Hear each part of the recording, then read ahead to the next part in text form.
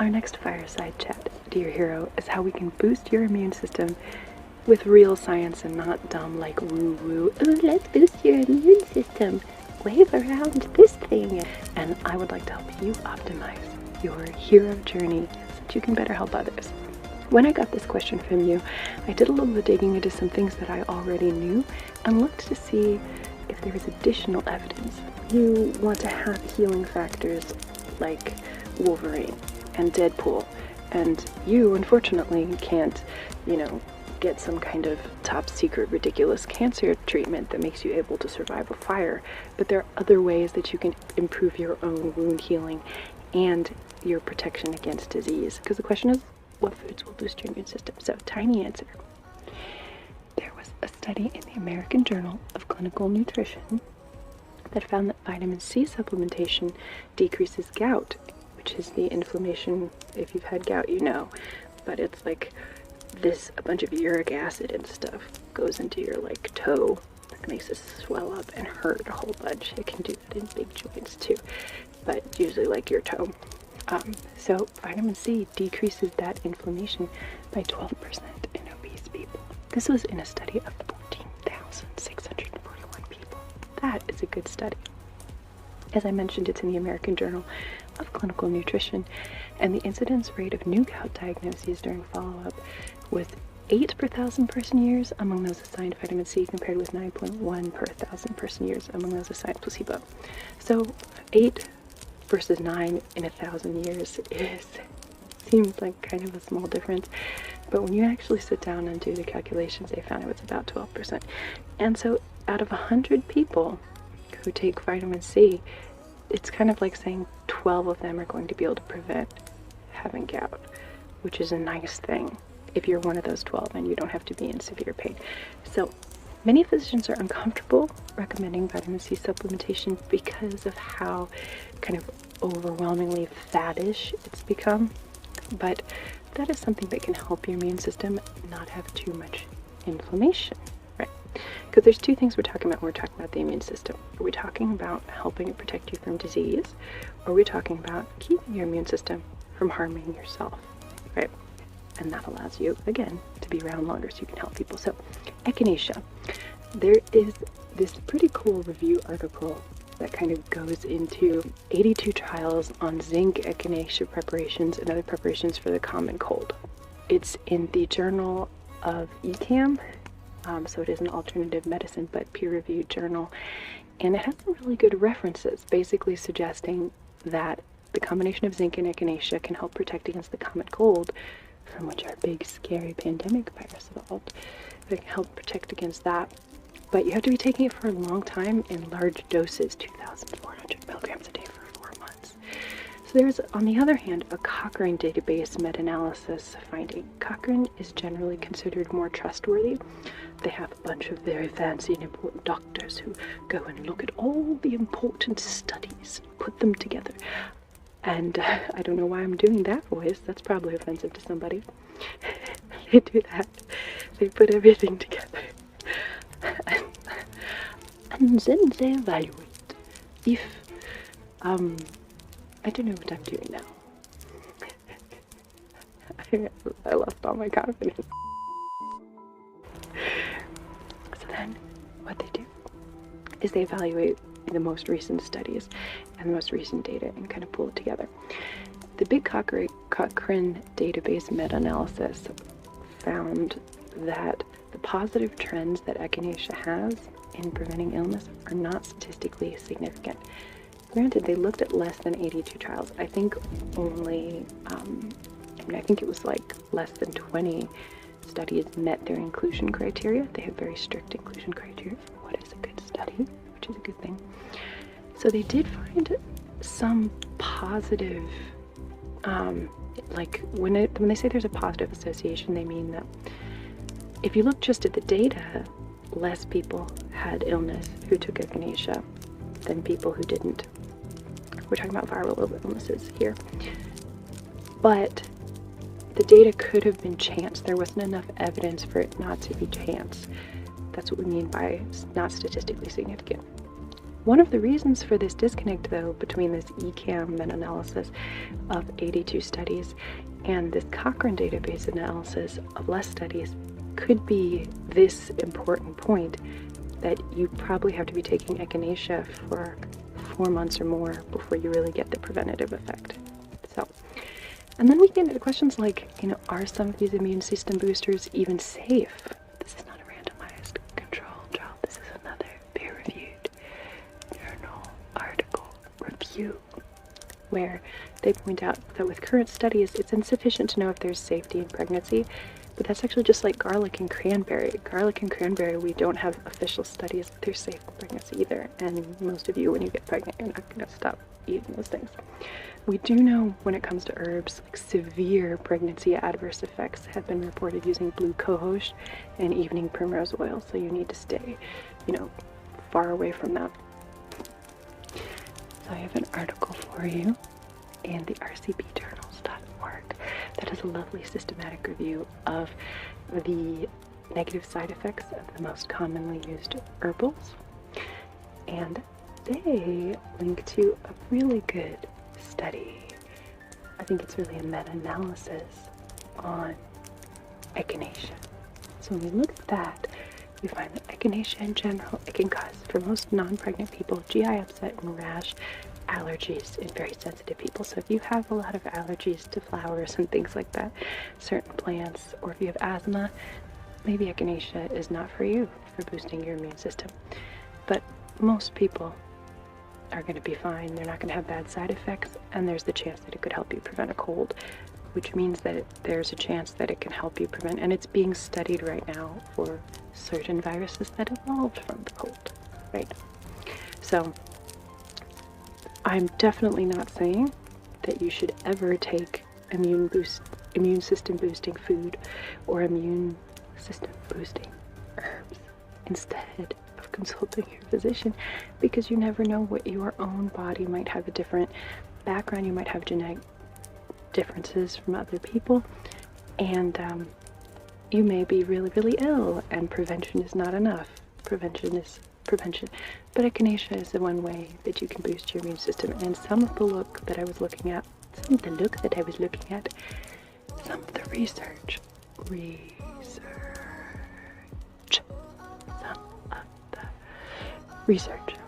that I was looking at talked about how it seems to not upregulate these crazy immune system storms, and instead it upregulates other parts of your immune system. So that's nice. So it seems like a herb that kind of balances things out. So that's a possibility. I will say I personally take echinacea every time I fly, but the way that I take it, with the evidence, it probably is not enough. If I really want the benefit, I should probably be taking it every day for 4 months before I fly. So, something to think about. But I didn't get sick this last time I flew, and I was taking a lot of echinacea and wearing a mask, whereas the time before when I flew, I didn't have a mask, I didn't take echinacea, and I get sick every time I fly. I always collect people's germs. So, I don't know if it was more the behavior and the mask, or if it was the echinacea that helped this time. But for you, the general evidence is that it should be safe, and it should be a way to help your immune system. Always check the drug interactions database at Medscape or Lexicon, or have your physician or health researcher check for you. This is something I do for my patients and health coaches, so that's something that you want to get in touch. The real answer for how you can really improve your immune system, okay? It's not vitamin C necessarily. It's not some kind of magic herb.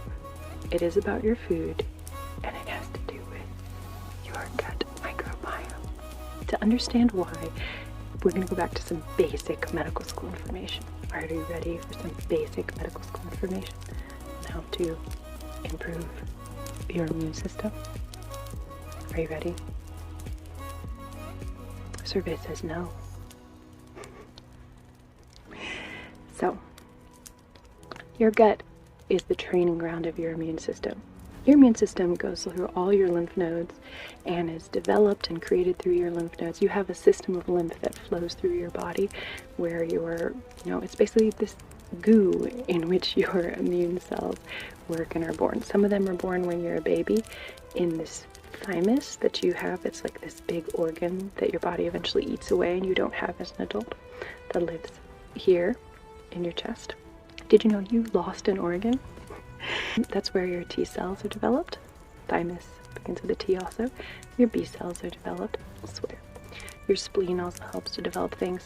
But the real training ground of your immune system through most of your life is in your gut. This is why breastfeeding is so important, because you get all of those good, antibodies down in your gut. And so then your immune system, as it's traveling through there, it can pick those up and it can learn, right? You get that from the breastfeeding. That's how, living with mom and being close to mom is how eventually baby's gut microbiome starts to develop, because baby does not have a good one when baby comes out. Baby's been living in this sterile goo sack. This is also why it frustrates me when people say the appendix is an evolutionary vestigial organ. There's no evidence for any particular vestigial organ. I remember being taught in high school that the tailbone was a vestigial organ. You need your tailbone to hold your muscles onto so that you don't shit yourself, okay? So no.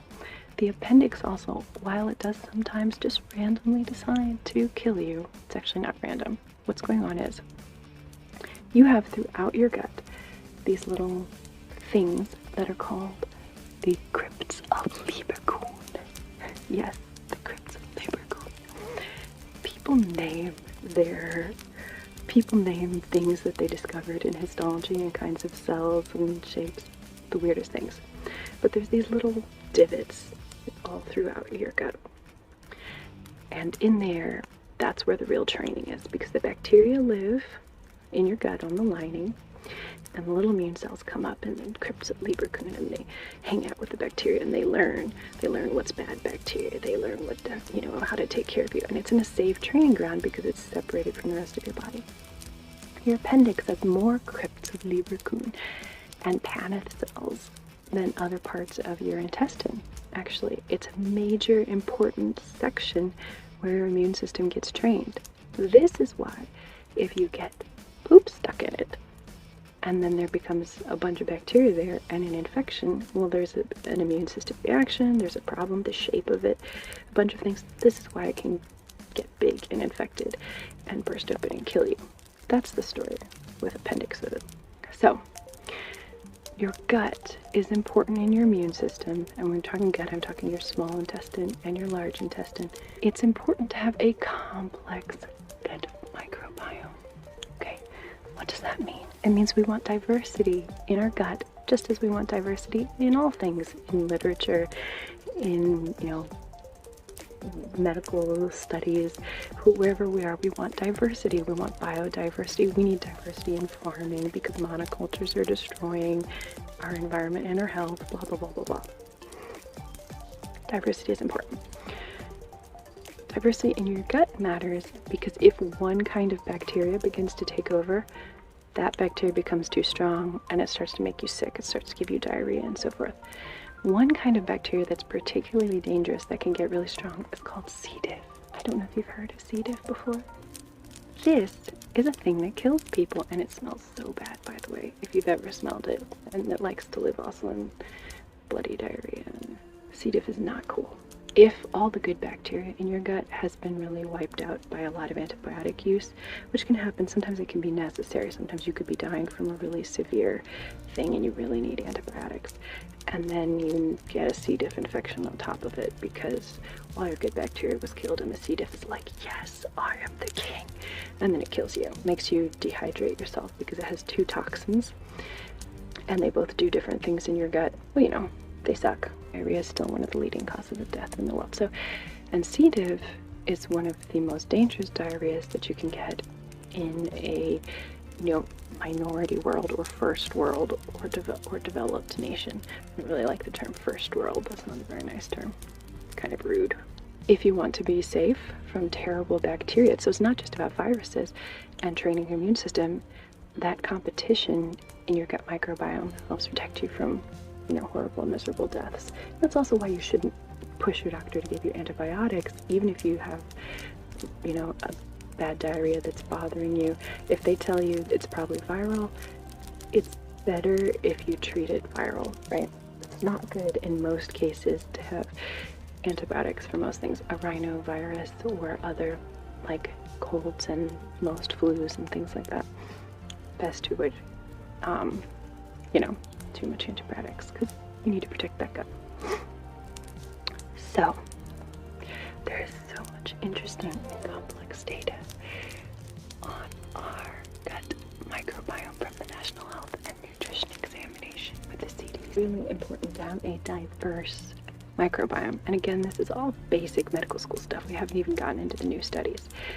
One problem when you have too much, right? So you can have too little bacteria in your gut and then you get one big nasty bacteria that comes and kills you.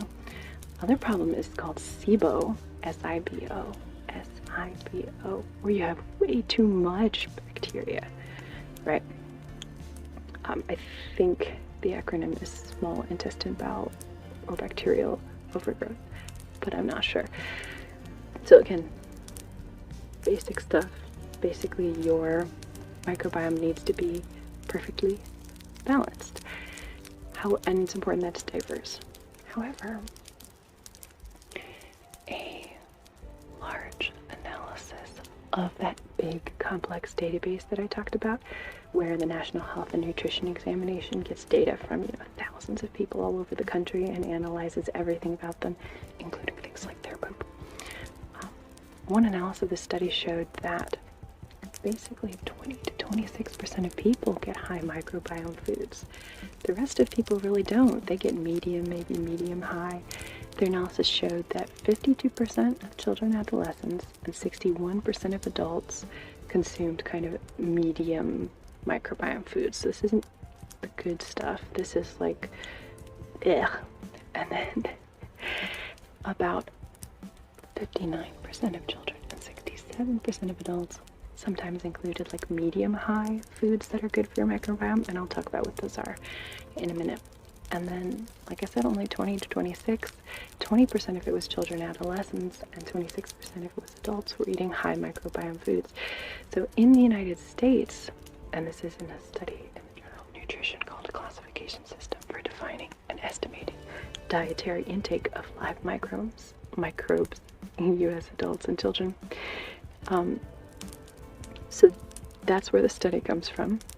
Your microbiome is probably suffering if you live in the United States.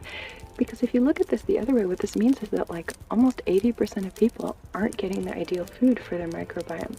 And there's some analysis where people have talked about noticing that all of our, uncomfortable bowel diseases and a lot of the things that were thought to be, white people diseases are actually increasing in other countries and other areas and other races where people are now experiencing different, more westernized diet. And white people are also technically known for having a lot of immune system problems, actually. And it looks like it could be because it's bad poop in the gut. It's not good poop. So, to protect your immune system overall, no matter what color you are, your gut microbiome may depend on your location, and that's tough. And this makes sense. I mean, you think about this, that the bacteria that you have needs to be able to survive the bacteria that's in your local soil. I mean, think about native peoples who died from European diseases, right? Obviously, the location mattered. When Europeans came and brought a disease that wasn't native to the location, right, their immune system wasn't ready to protect them from that. Similar to when we think about like vaccines and other things like that, you need your microbiome in your gut to train. It's almost like self-vaccination to train that immune system. So it's going to depend on your location because you need your immune system to be able to handle things where you are, right? So eating local and gardening to get your local bacteria may actually be the best, right? People people living in industrial environments are less likely to acquire beneficial viruses, bacteria, and fungi through vaginal birth and breast milk as babies, through contact with soil, and through living in close contact with farm animals and people in large households.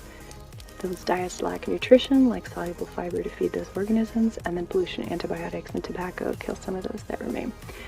That's a quote from a Medscape article about a Dr. Maria, M-A-R-Y-A, and her farm and how she's trying to improve her local microbiome in her patients and herself by growing local food, right? You can look this up. There are a lot of good studies that I won't go into now because it's just such basic stuff that kids who are exposed to farm animals actually have less allergies, right? What you're exposed to, and that's not to say that we shouldn't sanitize and we shouldn't be careful. We need to sanitize, but we also need to be exposed to and train our bodies to handle certain bacteria, right? You don't want to get, farm animals can also carry diseases, right? You can get bad diseases from rabbits. You can get, you know, Q fever. Rats can carry the plague. Like, there's all kinds of things that you can get. You want to get that good bacteria. So eating clean local food, right? Things that, you know, gardening, getting that dirt under your hands, under your fingernails, washing it off, of course, but getting the good bacteria that remain, right? Being exposed to those things, that's good. That's important. And that's, again, basic knowledge. Everybody knows that, you know, farm animals can help decrease allergies. Being in a big family also gives your body a chance to, like, try lots of different disease things so that your microbiome, breastfeeding is so important, right? So one major way that you can improve your gut microbiome, I already said it, is to eat local. Eat your vegetables local, and that'll actually help your immune system, because then you're being exposed to the things in your area that your gut needs to learn from. Because your gut doesn't need to learn from some orange that was made in Florida if you live in, you know, Texas or whatever. That's not helpful. There is an article in Nature Medicine. It's not great. It doesn't cite population numbers or explain story mechanics in the abstract, which I like, but it's called Comparative Metagenomics of Gut Microbiomes Show that Irish travelers retain a microbiota similar to that of non-industrialized societies. Their microbiota is associated with non-dietary factors and is proportionally linked with the risk of microbiome-related metabolic diseases. What that is they did a historical analysis of these kind of group of Irish migrants who were then legally forced to stop migrating, and their gut microbiome changed. So folks who had been living this migratory lifestyle, they're kind of like more traditional lifestyle and eating more traditional things, in addition to the places they were located, all of that had effect on their microbiome. And kind of when they started to adjust to the same lifestyle as the people around them, their microbiome changed to match the people around them. So as I was saying, when we're talking about the gut microbiome, I want you to be careful not to be fooled by a lot of the pop sci. Everybody is advertising today like, oh, I can fix your gut microbiome. You need to do this fad thing or that fad thing. There's even home tests that you can buy, but they're maybe not very good yet. There's another really good Medscape article, and I like Medscape because they provide information to physicians, things that like are more patient-focused, like WebMD. Unfortunately, they have to say everything is cancer, because if you do have cancer, then legally, and they didn't say so, then legally there's going to be problems and so stressful. So they're not useful because everything is cancer. And they give nothing that's really peer-reviewed well. Whereas Medscape, it's geared to physicians. So you're getting the information that physicians get. So obviously I have a Medscape login as a result. But there is an interesting Medscape article interviewing one of the scientists who's kind of evaluating some of these home tests. His name is Dr. Kashyap. I'm pronouncing it wrong, but it's K-A-S-H-Y-A-P. And he also has some conflict of interest because he's also working on studies for home tests. But basically the big problem with home tests for microbiome right now is that most of the measuring techniques are based on like proprietary methods. So they don't say in the studies what they did exactly. So then it's not a valid study, because in the study it needs to be replicatable. You know, when we're talking about the very basics, you know, you mentioned that you teach the scientific method that we learn all the way back in high school. One very basic principle is that it has to be replicatable. And if you can't replicate an experiment, or replicable, if you can't replicate it, the chances that it's true are much less.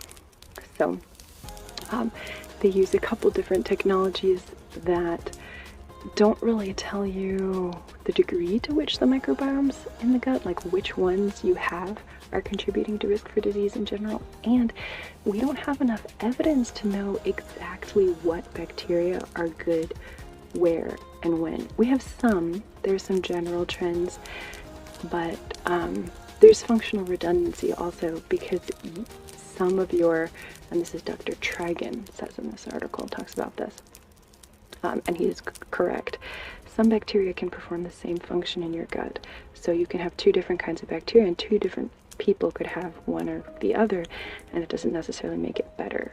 So the problem with these home tests is basically they're one size fits all, and they don't really address your issue. So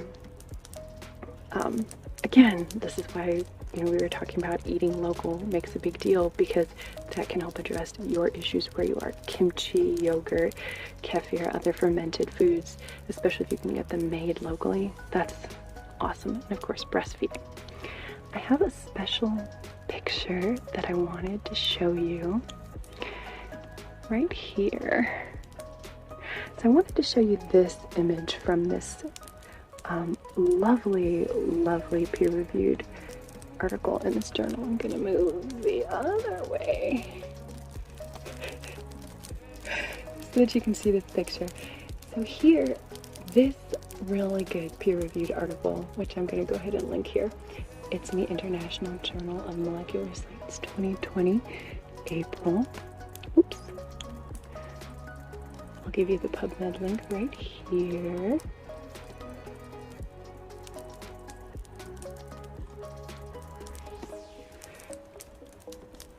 There you go. So what I like about this is basically microbial medicine is the name of the article. Prebiotic and probiotic functional foods to target obesity and metabolic syndrome. Right. I love this picture, and I wanted to show you this picture because it is good. So what they have found when they're looking, this is a review article like I mentioned, so this isn't the primary source, it's a secondary source. The primary source that's most important is the actual randomized controls trial. The trouble is that we really need meta-analyses and review articles to help us synthesize all of these, because we cannot all spend our entire day trying to find the randomized control trials. So good review articles will help you find them, which is phenomenal. So this one does a good job, and they sync together a bunch of items with microbiomes that are important in development of obesity and metabolic syndrome. So if you look at the top, normal non-obese folks tend to have more bacteroidetes, whereas obese folks tend to have more Firmicutes species, proteobacteria, which is you'll see a lot of in stores in the probiotics, more common in normal non-obese folks.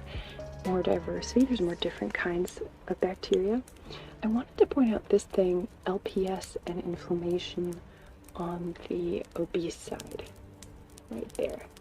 So what that's saying is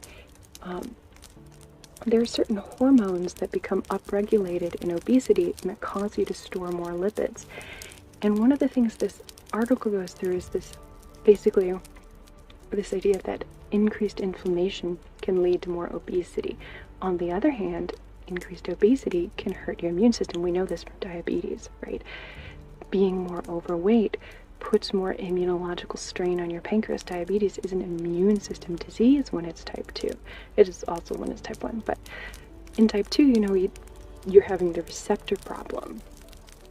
And your pancreas is having trouble dealing with the sugar that you're receiving with the appropriate amount of insulin, but it's not because of the pancreas originally, it's because of receptors, right, that have become overwhelmed by, you know, the sugar in your life.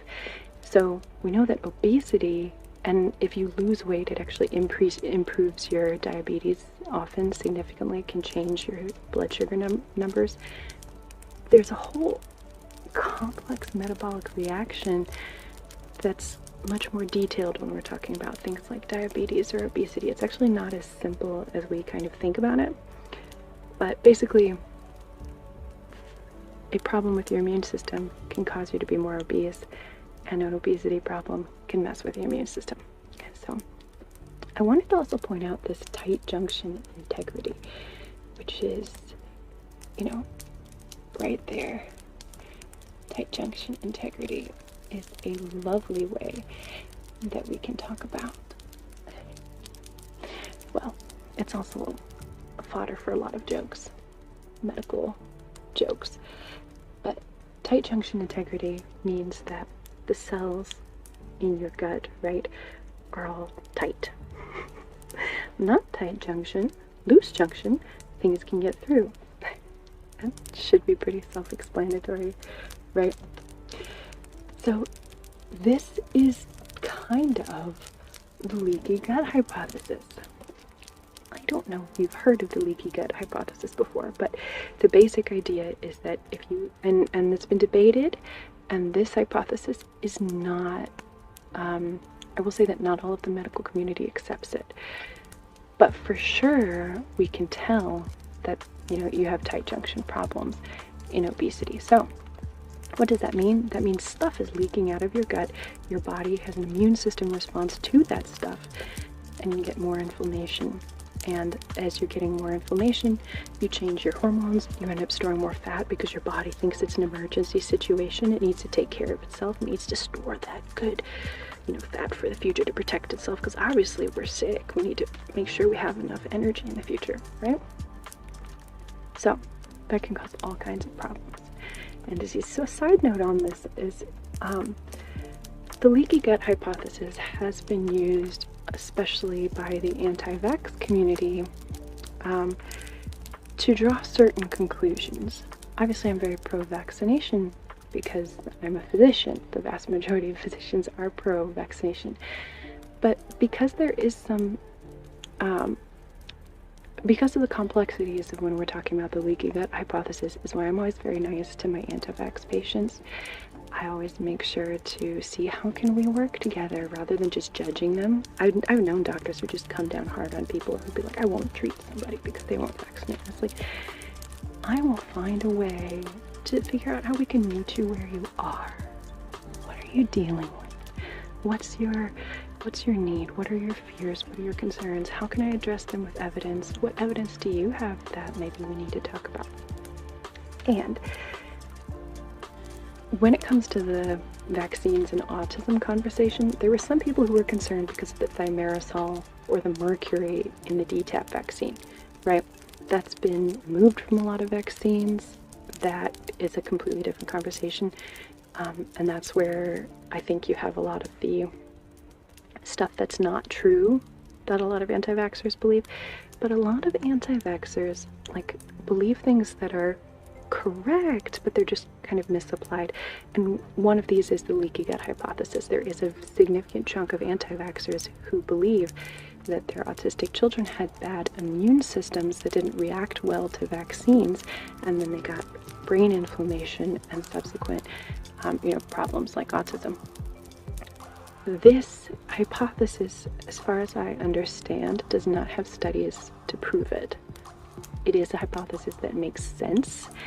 One of the confounding factors and issues in that conversation, and another reason I'm very sympathetic and understanding to these folks, is that we know as physicians that at least 1 in every 500 doses of DTP vaccine caused seizures. It was just a common side effect of the vaccine, right? It wasn't a very common 1 in 500, but when you think that a kid gets multiple doses of the DTP vaccine in his first year of life, right? Then you're dropping those numbers down to okay, so 1 in maybe, 200, 300 kids are going to be more likely to have a seizure.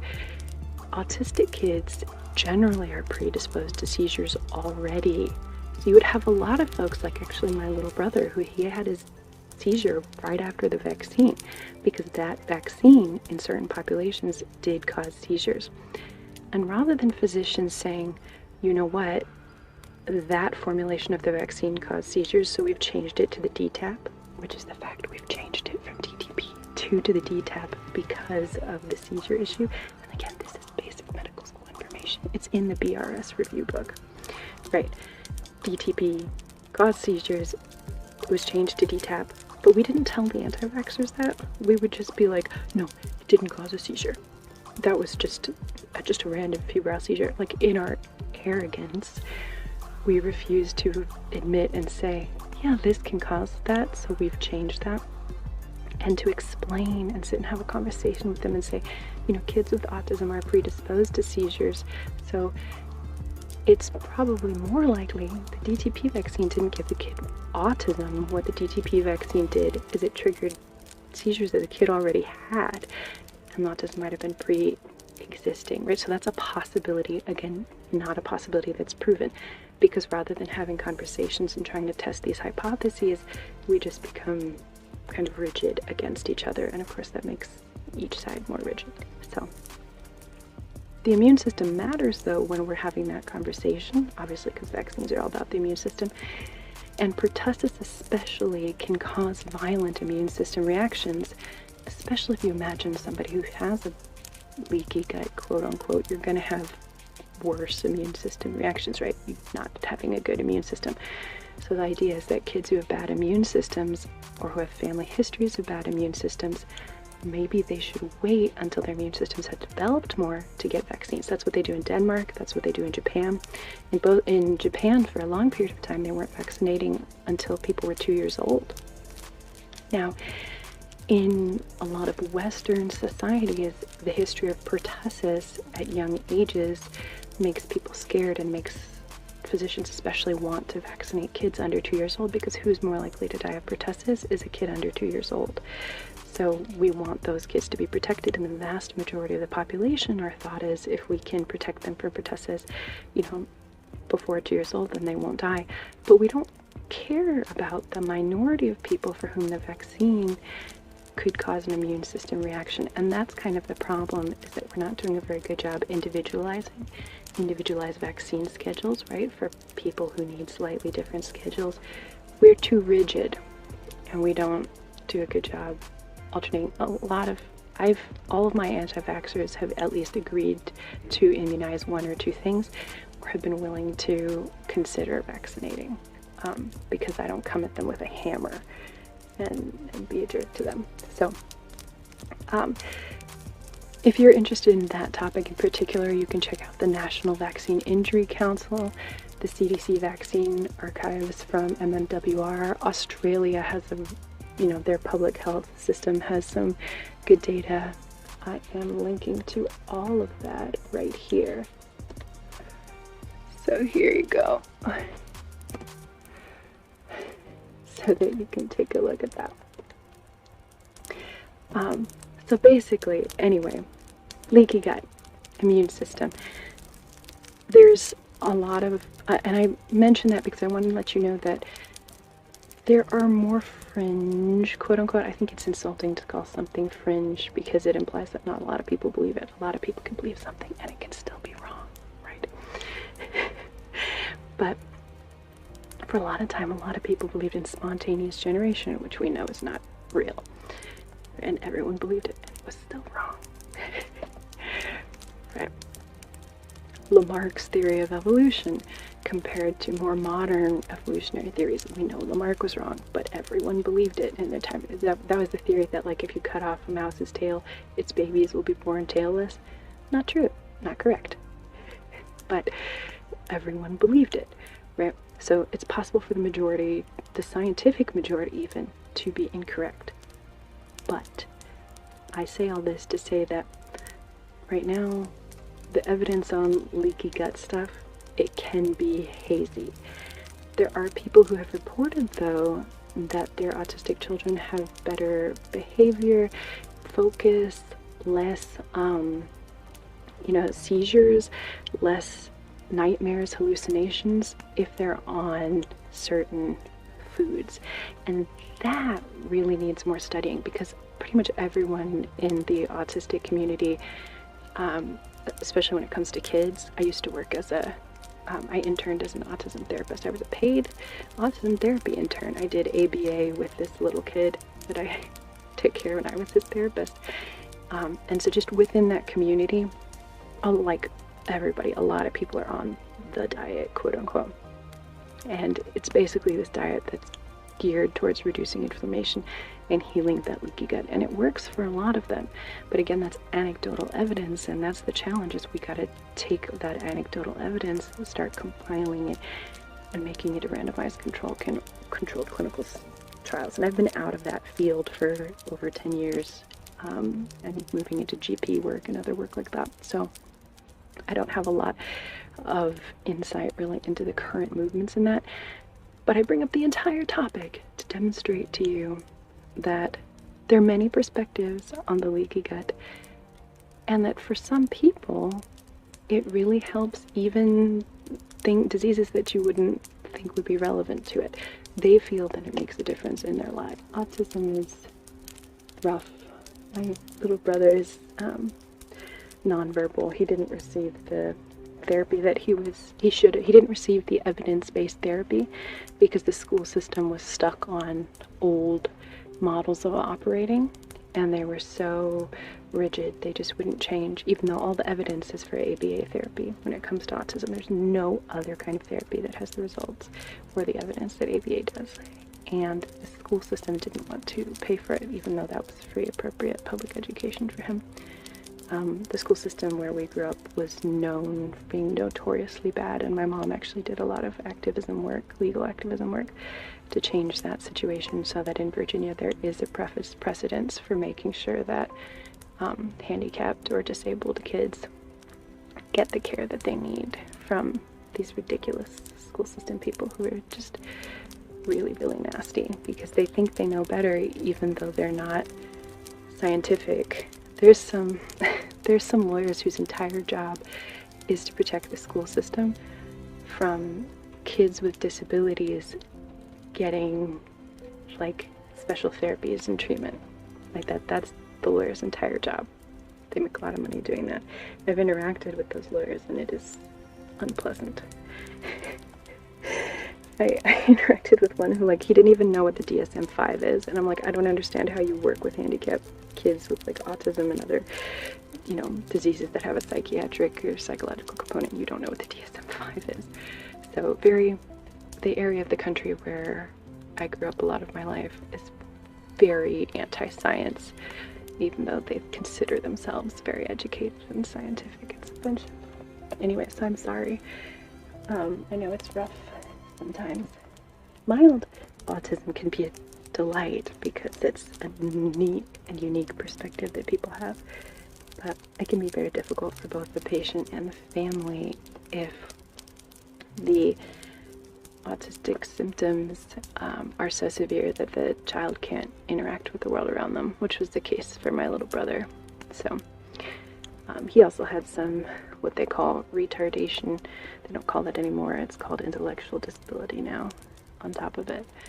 And now he's totally different. Now he kind of wants to interact, but he can't because he's overstimulated from sounds and everything's too intense. So he'll focus on his thing and then he'll look at you and kind of want to be part of your world, but he can't really talk and then go back to his thing. He just can't. Yeah, so he's 20 something and nonverbal still, which is kind of a bummer. So I feel for you, fellow human on that journey of loving some special, wonderful person who that's, you know, the thing that's marked their life. And I hope that whatever therapies your child needs, they receive, because that's so important. Autism is a devastating disorder when at certain levels on that spectrum. So let's look at the studies and evidence we have for your gut, obesity, and your immune system. So there is a neat CRP meta-analysis study that also did interleukin measurements and another one that I will link to you, specifically that certain inflammatory markers, there are less of those if you have a diverse microbiome. So those are the studies that I linked there. So there's a beautiful quote here from this review that I've been going through that's listed these great studies, and they say, thus, not only is diet a direct factor in modulating systemic inflammation, but a pro-inflammatory state is sufficient to promote obesity and perturbed metabolic function. More recent studies have mechanistically corroborated these findings, linking microbiota-related inflammatory changes during HFT-induced obesity to toll-like receptor 4 signaling and a resultant increase in plasma levels of LPS. In other words, I mean, the key is that first line. Diet modulates systemic inflammation, but pro-inflammatory state can also promote obesity, change the metabolic function, and your gut biome is the beginning of that. So, pathogenic strains, like the bad bacteria that I was talking about, they have a lot of LPS and other endotoxins that can get in your circulation and have an immune response. Like we were talking about, we need to have the tight junctions shut so that doesn't happen. A high-fat, obesogenic Western diet has been proven to significantly reduce bacterial diversity and richness in the GI tract of mice, an effect that is readily reversible upon reverting back to a normal chow diet. This effect has also been replicated in humans, transitioning between high fiber and high fat and simple sugar diets, with the microbiome showing equally flexible, functional, and taxonomic profiles. So eating soluble fiber and pre and probiotics. Now I'm going to show you another beautiful table that I'm going to link you to, and this is the money. This is the foods that you need to eat to improve your immune response. Okay, we are right there. All right, and this comes from that beautiful review article that I was talking about. So, a probiotic is basically something that has live bacteria. A prebiotic is something that feeds those bacteria and makes them happy. You can take a probiotic by taking a probiotic pill like lactobacillus. It's better if they're cold because then you're more sure they have live bacteria in them. But you can also get it from yogurt, kimchi, fermented foods, right? Your local fermented foods, kombucha, all that stuff. That's where you get the live bacteria. Eat those live little guys. Because they're not going to die, they're going to be very happy. It's actually quite vegan because they come into your gut, they live there, and then they become your friends. Prebiotics are the kinds of fibers that keep those guys happy and diverse. One of them is fructans, right here, which is interesting because certain fructans are also, if you can see, fructans over there. There are certain fructans also in echinacea, which is interesting when we talk about modulating immune response. Maybe echinacea's mechanism of action, speak clearly, Jen, has to do with the gut microbiome. I'm not sure, I haven't seen any studies on that. So foods that contain it include asparagus, sugar beet, garlic, chicory, onion, the Jerusalem artichoke, wheat. And now you want to be careful with this because we're talking about whole wheat here, and there is, you know, especially with celiac disease, there's a lot of conversation that wheat can promote opening of those tight junctions. So just because it has a fructan in it doesn't mean, there's a couple things on this list like that that I want to comment on, but I want to say there's other evidence to the contrary. But basically things that are fibery, where you can see the fibers, and it's like, you know, a plant, a real plant. That's kind of something where you're going to find good stuff. Honey is another one I want to comment on because it is lethal to babies. Why? Because babies don't have the gut biome yet that's ready to handle it. It's the same kind of thinking when we talk about like Japanese vaccine schedules versus American vaccine schedules, right? When we talk about when the baby's gut develops better, when they have good bacteria that can handle things, then they won't get botulism from honey.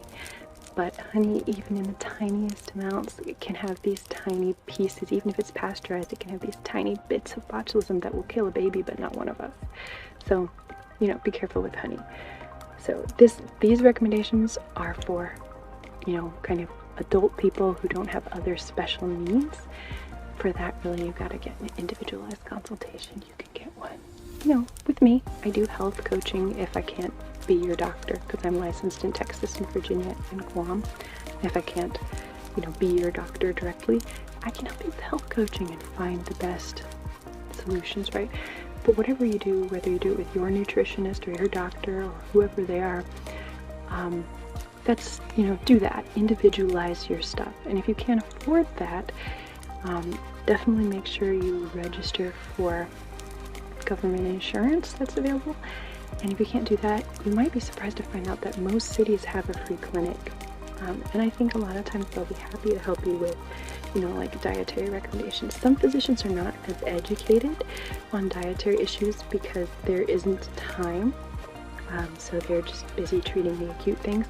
Thankfully, because of my illnesses, actually, I've had more time to study and research things in certain areas that interest me, so I'm able to be helpful in that way. But sometimes if your physician doesn't really know how to counsel you on diet, you can get a nutritionist. So a lot of times there's state-sponsored nutritionists in your area. So, and they have their references here. This is what I love about this article, is that you get the studies right there for foods that we know contain fructans. So, the lactosaccharides are in milk. And this is another situation where we're talking about a baby's gut biome being differently than the other ones. There's a lot of evidence in the pediatric community, and you can easily look that up because, again, that's basic med school knowledge. I don't usually list studies for very basic stuff that like any doctor can tell you. I usually list them for things that we would need to have a conversation because not every doctor knows, or it might be newer, or you may need evidence for it. I don't know. But easy to look up. Cow's milk tends in children to cause early development of allergies, and it can cause colic. Baby's gut's just not ready to ingest something from another animal at this point in time. You know, it's best to wait for cow's milk the same way you wait for honey for 2 years old. If you can wait for cow's milk till 2 years old, that's great, but at least until they're 1, right? In a lot of countries, they breastfeed past 1 year of age, and that's ideal. In order to be certified as a baby-friendly hospital in the United States, you have to encourage at least 6 months, but that's minimal, right? So different for babies than adults, but you can get galactosaccharide prebiotics in milk. But again, be careful. Milk in the United States also has hormones and antibiotics in it and things like that. So honestly, if you're trying to heal your gut and improve your immune system, I might actually skip out on the milk. Polydextrose, I think we won't talk on that because that's not so much about food. I wanted to point on this one, the xylo-oligosaccharides. These xylo-oligosaccharides right here on this side, where you can get from bamboo shoots, a lot of vegetables, wheat bran, fruits, excuse me. So those are immune system boosting foods, okay? The bottom line, we could summarize this entire talk into one line, and that would be eat vegetables that have leaves and colors, and that will boost your immune system. But you see, I don't want to do it that way. I want to give you all this information first so that it's not just, you know, mama telling you to eat your vegetables. I want you to understand why. Why are we eating our vegetables? How do we boost our immune system? And when you go shopping, what can you look for? You can take this study list and actually like look for that in your supermarket. Be like, how am I going to learn to cook bamboo shoots? How am I going to learn, you know, to incorporate, how does one even use wheat bran? You know, what is that? Asparagus, you know, most people know how to cook asparagus. Blue agave, everybody likes that. Tomato, rye, leeks, like leeks are very popular in the UK. You know, like, how can I add these things? And they're usually delicious, and you can add them to your life and you can eat them. So I hope that answered the question that somebody had of basically what kind of foods boost your immune system. I spent a long time digging into the research for it, but in the end, make sure things are individualized to you. I can run drug interactions for you. I can give you support and structure to continue figuring out your diet. And I you know, it's like I actually want to work through this with you because it's also something that I'm working on. But we're going to have a special workshop on mood foods where I don't just dig into research, but I dig into individual research on your thing. Like you can submit to me this anonymous questionnaire that I'll give you where you say, I have this, and this problem. I have this, and this medical background, and it's totally anonymous. So we don't have to do a patient relationship. It's just a workshop, just for your general information for the public. So we're going to de-identify everything. It's going to be an anonymous workshop, but it's going to be a private workshop. So you can ask those detailed questions. Your name is not going to be involved or anything. We're not going to, like I said, establish a doctor-patient relationship. It's just so that you can obtain self-care. And the power in that is that you can say, like, I've got this mood, this problem, this problem, this problem. What food can help me with this? So we're going to do mood foods and evidence for what foods are good for what moods based on your questions in a private workshop. Stay tuned and keep an eye out for that. And I think that if you really apply some of this stuff for your life and do practical, you know, make practical steps with it, you can, you know, help yourself and take care of yourself.